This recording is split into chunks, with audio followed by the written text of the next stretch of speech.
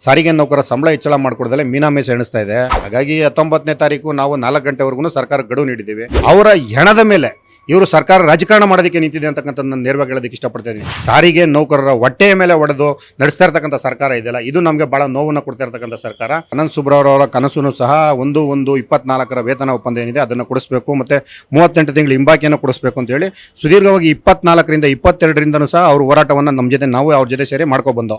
ಆದರೆ ವಿಧಿ ಆಟನೇ ಬೇರೆ ಆಗಿತ್ತು. ಅವರು ಈ ಅಕಾಲಿಕ ಮರಣವನ್ನು ಹೊಂದಿದ್ದಾರೆ. ಒಂದು ಕಡೆ ಸರ್ಕಾರ ಶ್ರದ್ಧಾಂಜಲಿ ಸಲ್ಲಿಸ್ತಕ್ಕಂಥ ಕೆಲಸವನ್ನು ಮಾಡಿದ್ದಾರೆ.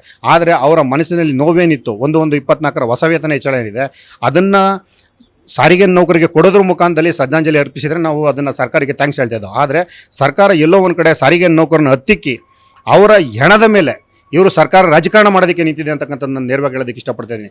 ಒಂದು ಕಡೆ ಹೊಟ್ಟೆಯಲ್ಲಿ ಕೆಲಸ ಮಾಡ್ತಾ ಇರ್ತಕ್ಕಂಥ ನೌಕರರಿಗೆ ಇವ್ರು ಯಾವುದನ್ನು ಕೊಡದಲೇ ಅವರು ಸರ್ಕಾರ ಒಂದು ಕಡೆ ಒಬ್ಬ ನೌಕರರ ಮುಖಂಡನ್ನು ಸಹ ಕಳ್ಕೊಂಡಿದ್ದೀವಿ. ಆ ನೌಕರರ ಮುಖಂಡರ ಸಾವಿಗೆ ಆದರೂ ನ್ಯಾಯ ಸಲ್ಲಿಸಬೇಕು ಅಂತೀರಿ ಈ ಸರ್ಕಾರ ಕಿಂಚಿತ್ತು 1/1/24 ವೇತನ ಒಪ್ಪಂದ ಮತ್ತು 38 ತಿಂಗಳ ಹಿಂಬಾಕಿಯನ್ನು ಕೊಟ್ಟರೆ ಮಾತ್ರ ಅನಂತ್ ಸುಬ್ರಹ್ಮಣ್ಯ ಅವರ ಸಾವಿಗೆ ನ್ಯಾಯ ಸಿಗುತ್ತೆ ಅಂತಕ್ಕಂಥದ್ದು ಹೇಳ್ತೇವೆ. ಅದು ವರ್ಚಸ್ಸು ಮತ್ತು ಅವರ ಒಂದು ಹೋರಾಟದ ಭಿನ್ನತೆಗಳೇ ಬೇರೆ ಇತ್ತು.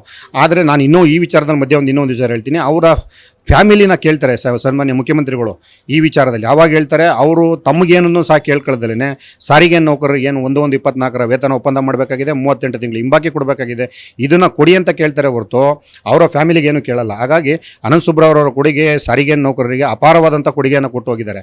ಹಾಗಾಗಿ ನಾನು ಸರ್ಕಾರಕ್ಕೆ ಕೇಳ್ಕೊತಾ ಇದ್ದೀನಿ, ಅವರ ಇಲ್ದಲೇ ಇರ್ತಕ್ಕಂಥ ಹೋರಾಟವನ್ನು ಸಾರಿಗೆ ನೌಕರರು ಸುಮಾರು ಅನಂತ್ ಸುಬ್ರಹ್ಮಣ್ಯಗಳನ್ನ ಸೃಷ್ಟಿ ಮಾಡಿ ಹೋಗಿದ್ದಾರೆ. ಒಂದೊಂದು ಘಟಕದಲ್ಲೂ ಸಹ 10-20 ಜನ ಹೋರಾಟಗಾರರನ್ನು ಸೃಷ್ಟಿ ಮಾಡಿ ಹೋಗಿದ್ದಾರೆ ಅನಂತ್ ಸುಬ್ರಹ್ಮಣ್ಯ ಅವರು. ಅನಂತ್ ಸುಬ್ರಹ್ಮಣ್ಯ ಇಲ್ಲದಲೇ ಸಾರಿಗೆ ನೌಕರಿಗೆ ಕೊರಗಿದೆ, ಆದರೆ ಹೋರಾಟಕ್ಕೆ ಇಂದು ಸಹ ಕೊರಗಾಗದ ರೀತಿಯಲ್ಲಿ ಅವರು ಬಿಟ್ಟು ಹೋಗಿಲ್ಲ. ಹಾಗಾಗಿ ಅವ್ರು ಹಾಕೊಟ್ಟಿರ್ತಕ್ಕಂಥ ದಾರಿ ಮತ್ತು ಅವರು ಕೊಟ್ಟಂಥ ಕೊಡುಗೆಗಳು ಮತ್ತು ಸಾರಿಗೆ ನೌಕರಿಗೆ ಕೊಡಿಸಿದಂಥ ನ್ಯಾಯಗಳು ಇವೆಲ್ಲವನ್ನು ಮುಂದಿಟ್ಕೊಂಡು 20ನೇ ತಾರೀಕು ರಾಜ್ಯ ಸರ್ಕಾರದ ಮುಂದೆ ಹೋಗ್ತಕ್ಕಂಥ ಕೆಲಸವನ್ನು ಮಾಡ್ತಾಯಿದ್ದೀವಿ ಸರ್.